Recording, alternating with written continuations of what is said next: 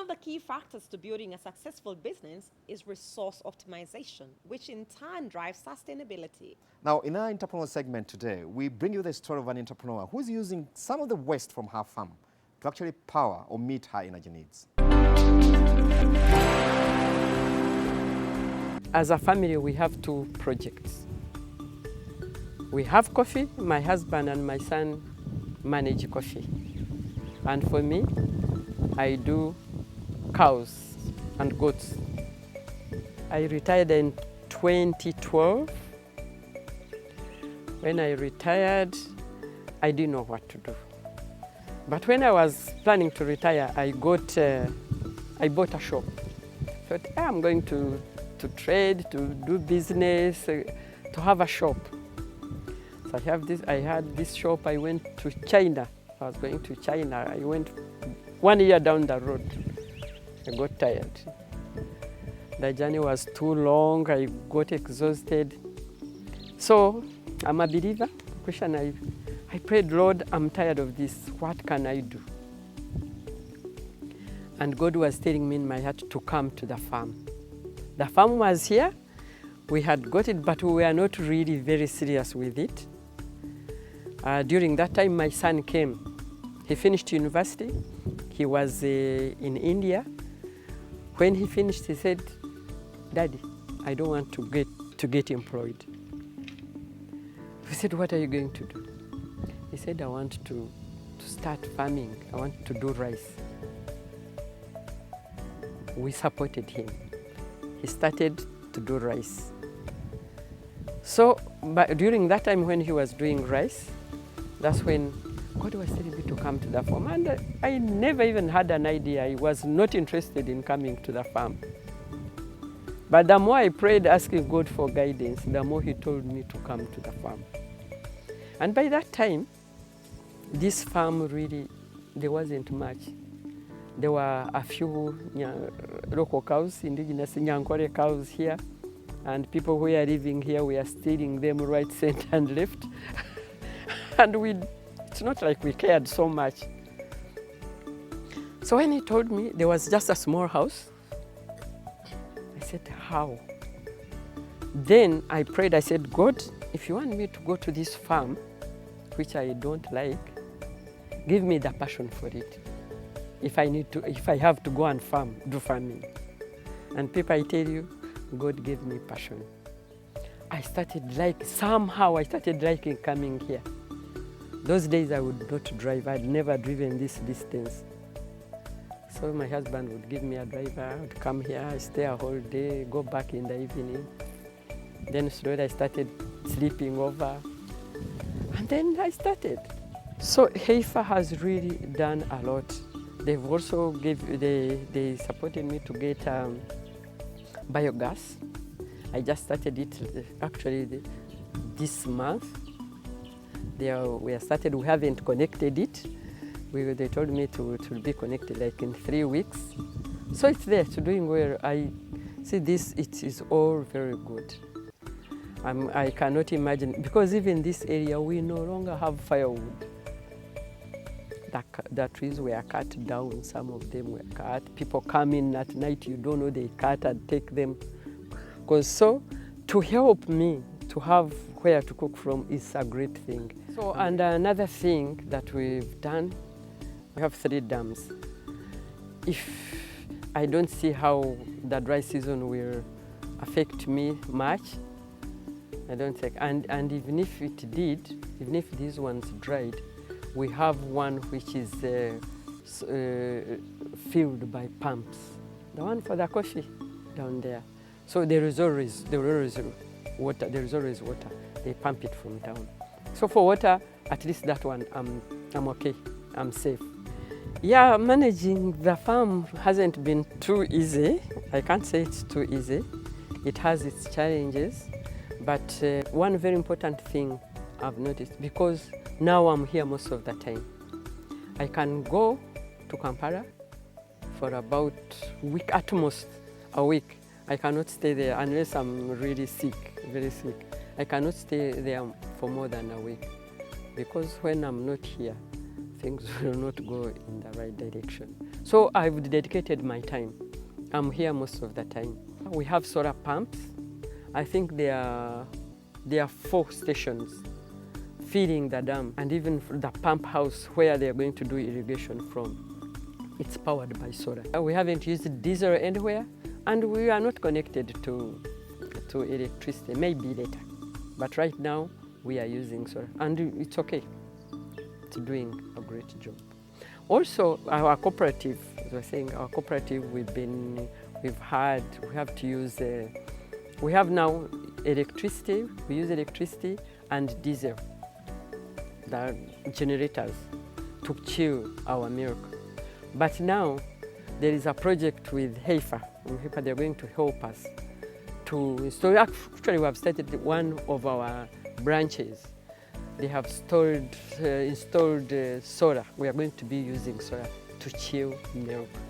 Even here at the headquarters, we shall be using solar to chill milk, which we think is a great, great achievement. Now, this is a biogas. It was offered by Heifer International.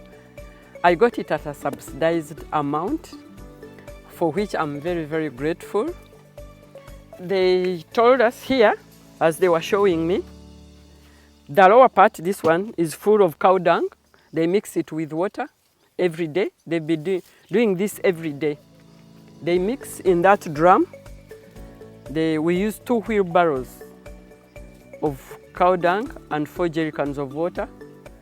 They mix and pour in here every morning. They pour in here, then the mixture goes in here. When you started, it was flat, but now you see it is full. And this one has come up also. It was also very flat. This is the gas that we are supposed to be using to cook. So you can see it's filling now. Eventually it will be full. I think by the 3 weeks they are talking about, it will all be full. Now here it is. We fill every morning. Here, the mixture of the cow dung and water comes out from here when they've mixed it, and it goes in this pit. We put a drum here where it collects. Even now, I think it comes out slowly. So by the end of the day, this thing is going to be filled, as I was telling you, and then we shall take it to the banana plantation. At Money and Markets, we're committed to showing you how to make money, grow it, and keep it. And today we again push before you some of the critical investment vehicles through which that happens. My one appeal to all farmers is that the best option for a farmer is to join a cooperative society. Why cooperative? We have a cooperative song that says that if you are many, you are able to move together. If you are one, you will not go very far. And why do we have the cooperative model? It helps the weak to work with the strong. If we set a price as a cooperative and we say this is the price, whether you supply 10 kilograms or you supply 2,000 kilograms, you'll get the same price, which is not the case with other ventures. On the other hand, under the cooperative model, it is one person, one vote. So there is no discrimination. So if you want to develop, if you look at the countries in Europe which have developed, they have a cooperative model. And for us to manage production, to put it together, to do bulking, it's better when you become a cooperator. Because we followed the cooperative model to the dot, we have added value. We have enhanced our quality. If you look at some of our products, we are one of the few companies that have been able to take our products to the international market. Now, like in Europe, in Germany, one of our commodity coffee is held in high regard and is sold as a single origin product, which makes Uganda known into the national market. Uganda's location on the equator gives us a strategic advantage to be energy sufficient.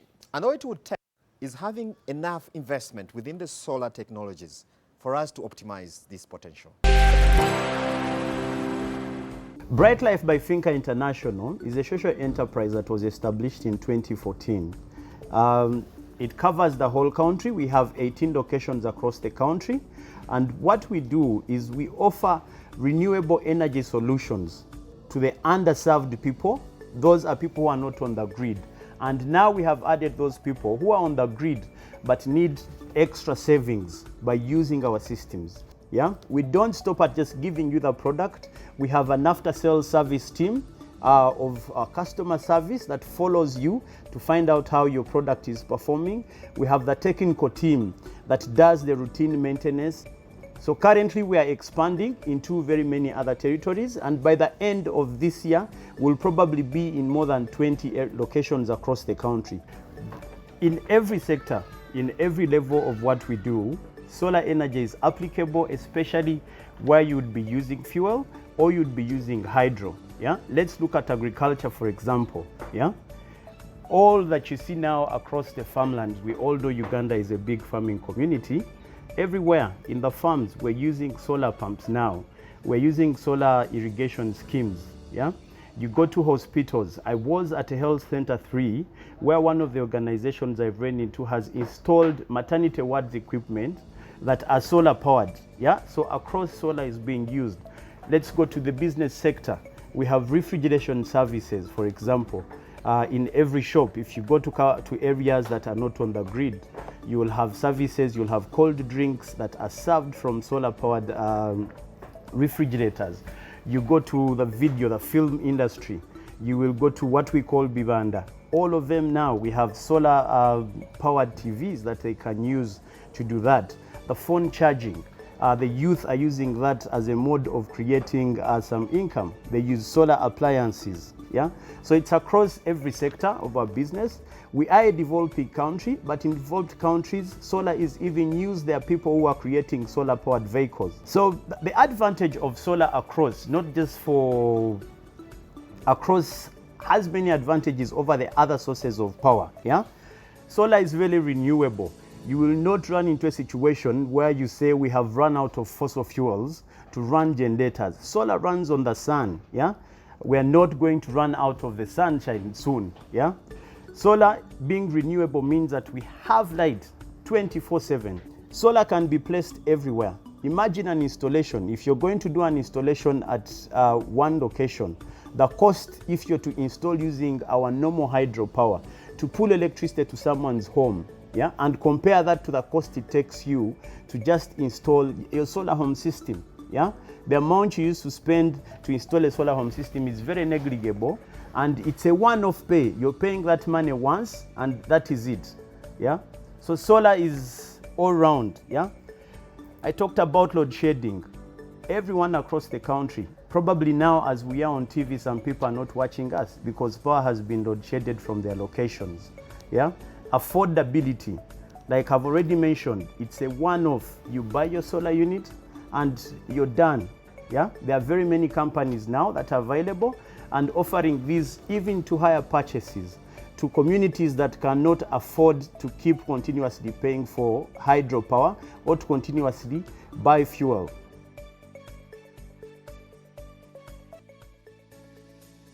We have a wide range of cook stoves, yeah? Sigiris, yeah? High-saving sigiris.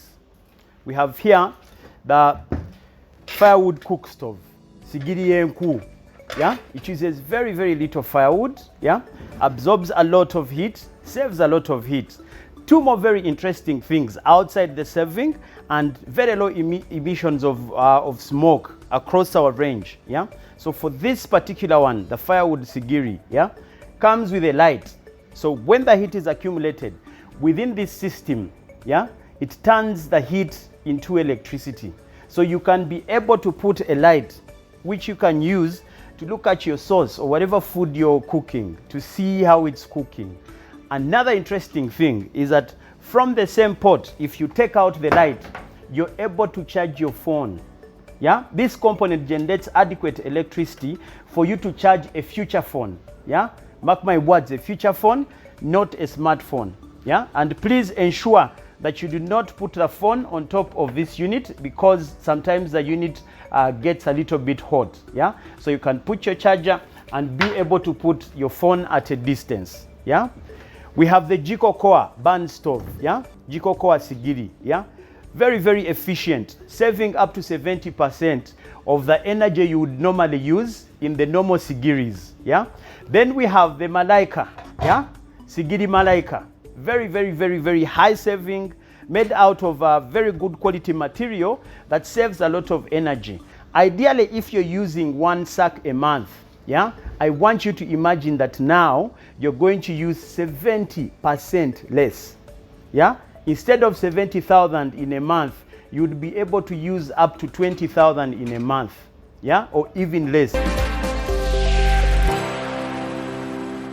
We've come to the end of this week's edition of Money and Markets. Thank you so much for being a part of our community. We really appreciate your support and would like to keep this conversation going.